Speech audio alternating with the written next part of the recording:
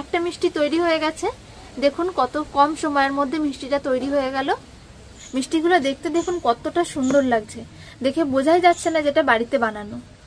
অনেকেই আছেন যারা ছানার মিষ্টি খেতে পছন্দ করেন না, কিন্তু মিষ্টি খেতে পছন্দ করেন। আমি সেরকমই একটা রেসিপি নিয়ে আজকে চলে এসেছি, যেটা কিন্তু ছানা ছাড়াও একটা দারুণ মিষ্টির রেসিপি। আপনারা কিন্তু অবশ্যই পুরো ভিডিওটা শেষ পর্যন্ত দেখবেন, আশা করছি ভালো লাগবে। আজকের মিষ্টিটা আমি তৈরি করব পাউরুটি দিয়ে। তার জন্য আমি এখানে 8 পিস পাউরুটি নিয়ে নিয়েছি। আপনারা কিন্তু আপনাদের পরিমাণ মতো পাউরুটিটা নিয়ে নেবেন। প্রথমে আমি পাউরুটিগুলোর যে সাইডের অংশগুলো রয়েছে এগুলো কেটে বাদ দিয়ে দেব। আপনারা যদি চান তাহলে এগুলো দিতে পারেন, তবে আমি দিচ্ছি না, বাদ দিয়ে দিচ্ছি। একটা সমান মাপ করে কেটে নিচ্ছি মাঝখান দিয়ে।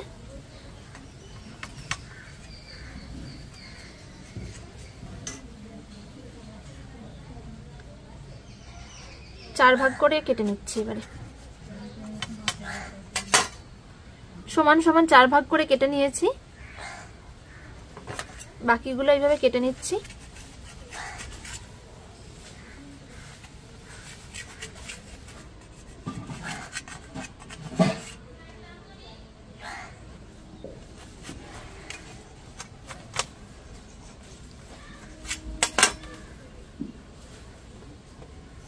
কড়াই বসিয়ে দিয়েছি, দিয়ে দিচ্ছি সাদা তেল কিছুটা।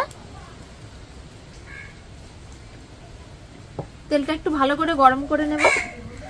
পাউরুটিগুলো ভেজে নেওয়ার জন্য আমি তেলটা দিয়েছিলাম। এবারে যে পিস করে রেখেছিলাম পাউরুটিগুলো, সেগুলো তেলের মধ্যে দিয়ে দিচ্ছি।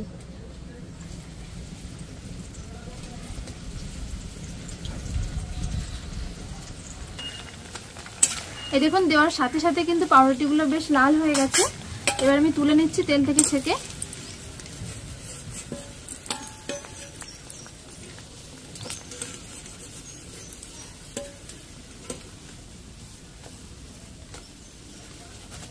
কিরকম মুচমুচে হয়েছে দেখুন।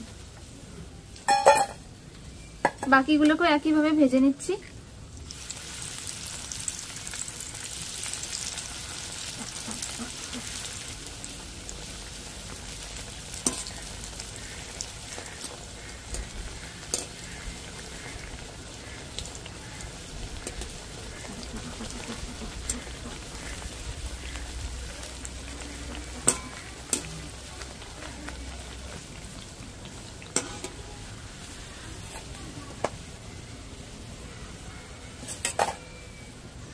এবারে আমি একটা চিনি শিরা তৈরি করে নেব। তার জন্য আমি এখানে হাফ বাটি চিনি নিয়েছি, আর তার সাথে নিয়েছি কয়েকটা এলাচ। আপনারা চাইলে এটা গুঁড়োও দিতে পারেন। আমি দিয়ে দিচ্ছি চিনিটা, আর যতটা চিনি নিয়েছিলাম ঠিক ততটাই আমি জল দিয়ে দিচ্ছি।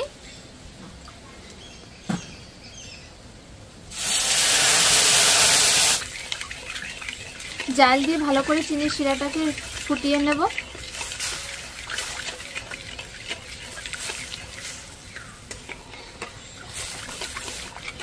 আর এই চিনির শিরাটা কিন্তু খুব বেশি পাতলা হবে না, একটু চটচটে ভাব হবে। এই দেখুন বন্ধুরা, চিনির শিরা থেকে কিন্তু খুব ভালোভাবে ফুটতে আরম্ভ করেছে। বেশ একটু আঠালো ভাব এসেছে, খুব বেশি আঠালো করলে কিন্তু চলবে না। এবার আমি এর মধ্যে ভেজে রাখা পাউরুটির টুকরোগুলো দিয়ে দিচ্ছি। আর এগুলো দিয়ে কিন্তু বেশিক্ষণ রাখা যাবে না।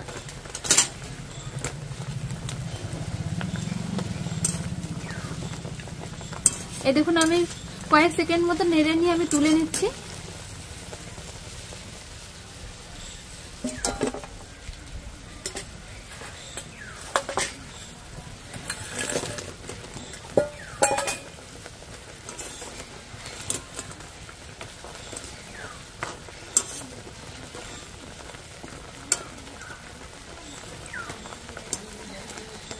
এই মিষ্টিটা তৈরি করতে কিন্তু খুব বেশি সময় লাগে না, আর খুব বেশি উপকরণও দরকার পড়ে না, খুব তাড়াতাড়ি হয়ে যাবে। আপনারা দেখতে থাকুন পুরো ভিডিওটা।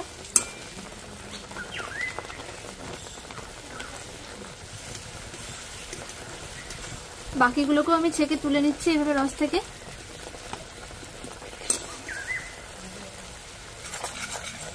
এই চিনি শিরাটা আমি আর বাদ দেবো না, এতে খুব কমই আছে, তাই আমি এর মধ্যে দিয়ে দিচ্ছি অল্প পরিমাণে লিকুইড দুধ।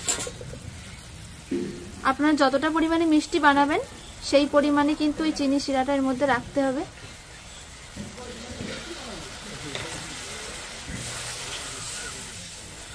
ভালো করে একটু জাল করে নেব প্রথমে।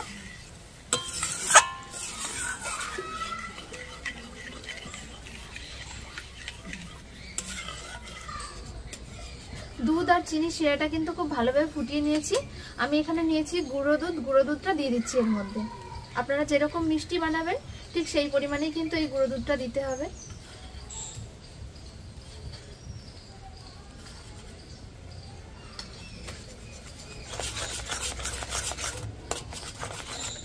এই দেখুন একটু দলা পেকে রয়েছে, এগুলো একটু ভালো করে সমান করে নিতে হবে।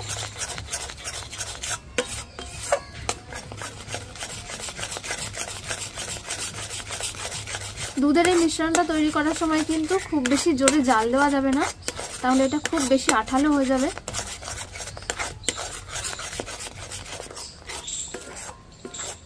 দুধের এই মিশ্রণটা কিন্তু তৈরি হয়ে গেছে, দেখুন ঠিক এই রকম ভাবে তৈরি করতে হবে। খুব বেশি নরম না, আবার খুব বেশি আঠালোও না। এইভাবে নামিয়ে নিচ্ছি। ওদিকে উনানের কাজ সব হয়ে গেছে, আমি এবার মিষ্টিগুলো একে একে তৈরি করে নেব।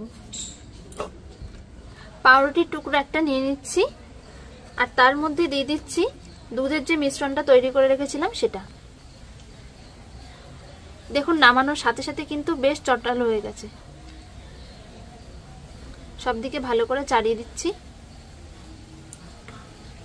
এর উপরে বসিয়ে দিচ্ছি আরো একটা। ভালো করে চেপে দিলাম। এবারে বাকি যে অংশটা বেরিয়ে রয়েছে সেটা এইভাবে নিয়ে নিচ্ছি।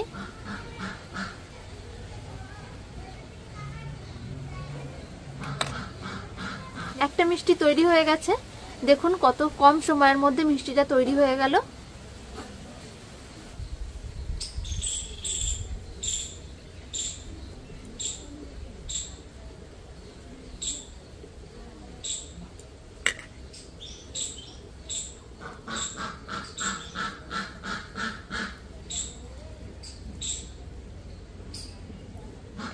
এই দেখুন আর একটা মিষ্টি তৈরি হয়ে গেছে। মিষ্টিগুলো কত সুন্দর লাগছে দেখুন।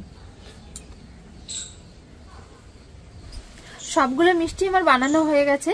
মিষ্টিগুলো দেখতে দেখুন কতটা সুন্দর লাগছে, দেখে বোঝাই যাচ্ছে না যেটা বাড়িতে বানানো। দেখুন চারপাশটা দারুণ লাগছে কিন্তু দেখতে মিষ্টিগুলো।